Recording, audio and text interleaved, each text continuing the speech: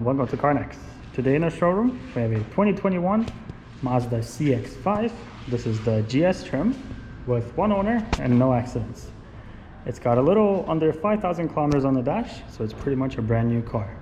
Let's take a quick walk around the outside, and then we'll take it out for a spin. First things first, let's look at the tires. These are Yokohama Geolandar all-season tires with plenty of tread left on both front and back. On this side of the vehicle, there's no major imperfections. So let's head to the back, check out the space in there.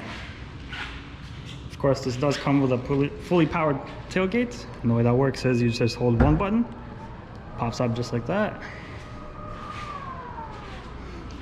And in here, you have a decent amount of storage space. Of course, if you lift this up, you have your spare tire and all the tools to change it. And as always, you have the option of folding the rear seats down. Of course, they are hitting the front seats right now, so if you move those up a little bit, it is going to fold all the way down, giving you much more room. And these are 60-40 split, so if you want to carry a passenger in the back while having a little bit more room, you always have the option of doing that. Now let's go ahead and close this up. Check out the other side.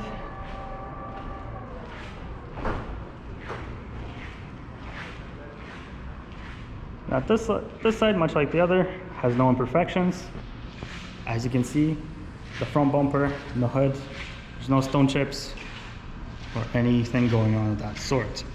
Now let's go ahead inside and check out some of the features in there.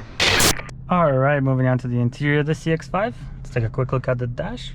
You've got 4,412 kilometers on there. Looking over to the right hand side, let's take a quick look at the infotainment system. So this car does come equipped with navigation system, however it is not enabled. So to enable it, you do have to go to a Mazda dealer and purchase that package. Aside from that, let's check out the connectivity options. You've got your standard AM/FM radio, Pandora, Stitcher, Bluetooth, and USB connection as well. Moving on down from that, of course you have the push button start, and just over to the right hand side you have your heated seats for both the driver and the front passenger with 3 levels of heat and a heated steering wheel. Below that you have the climate control, pretty standard stuff. And just below that you have a nice little storage area for your phone, which fits it just like that. And in here you have a 12-volt charging port as well. Here you've got your gear selector, your mode selector, and the infotainment controls. You've got the 2 cup holders over here. And in here you have a nice little tray that comes out and 2 more USB ports, another 12-volt charging port, and an SD card slot as well. Now let's take a quick look at the back seats here.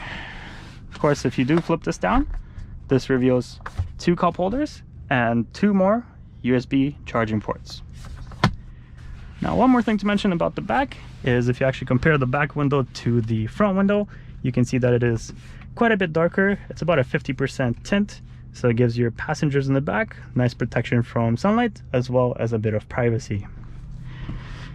Looking back to the front, on the right hand side of the steering wheel you've got the cruise control. On the left hand side you've got more infotainment controls, and over on the left hand side you have your power liftgate operation, of course, lane assist, and on the door panel you have the standard power windows, power locks, and power mirrors as well. Now I'm not sure if you'll be able to see, but the front seat is fully power adjustable as well.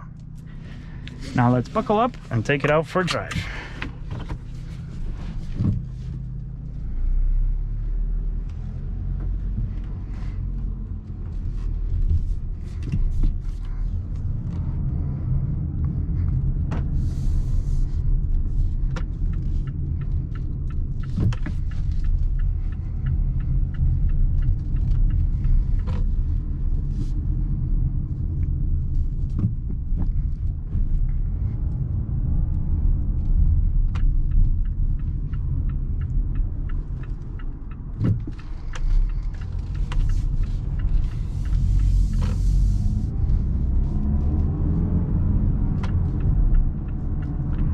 Go ahead and throw it into sport mode, make this right turn, and see how fast we can get up to speed.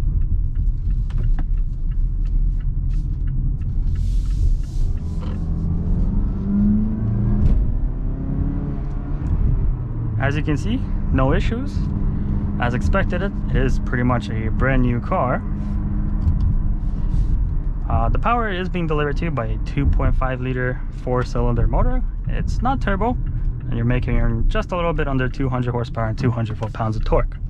Nice thing about that is you manage to stay fairly fuel efficient, only spending around 8.5 liters for every 100 kilometers that you travel, which is not bad for an SUV this size. Now let's turn back into our plaza here, go over some speed bumps, and see how the car deals with that.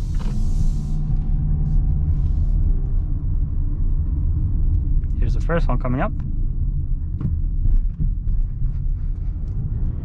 Now, as you heard, the sound is very muffled. It's not too bad in here. And the suspension is fairly soft. Now, of course, if you have any more questions about this vehicle, do visit us at Carnex.ca. We have a full virtual reality tour on there of both the inside and the outside of the vehicle, as well as showing any minor imperfections the car might have. I don't believe this one has any at all, seeing as it is so low mileage. But that concludes our test drive. If you liked the video, please give it a thumbs up, share it helps us promote the sale, and it helps us bring you new inventory in the future. Thank you for watching.